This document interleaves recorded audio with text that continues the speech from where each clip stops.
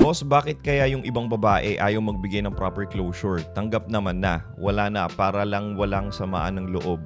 Nakipag-break through chat lang. Wala naman nagloko. Family lang ang problema. Bro, sabi mo na ipag-break na sa'yo through chat, diba? That's it. That's your closure right there. No need for decent closure pa, like magkikita pa kayo and talk things out about sa breakup nyo. Huwag na kayong maghanap ng ganun. Yes, oo, may mga babaeng ganyan talaga.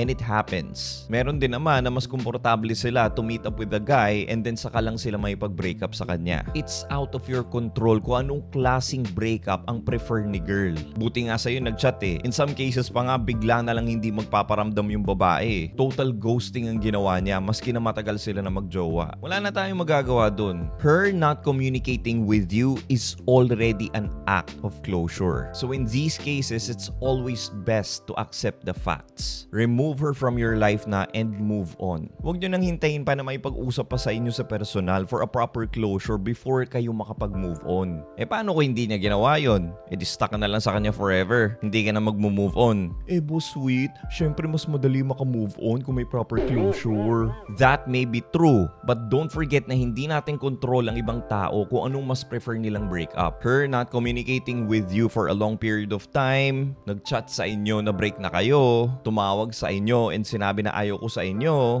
nakipag-meet sa inyo to break things up with you, they are all the same. Closure ang lahat ng yan. Huwag kayo ma-hang up guys kung hindi kayo bigyan ng proper closure ng mga jowa nyo. You'll just waste your time and energy chasing after that closure. Well, I hope nakatulong sa inyo and follow for more. And if you guys want to get my help personally, the quickest way is for you to book a one-on-one phone coaching session with me. You can do that by clicking the link in my bio if you're on TikTok. Pero kung nasa YouTube ka naman, the link is in the description box below. Peace.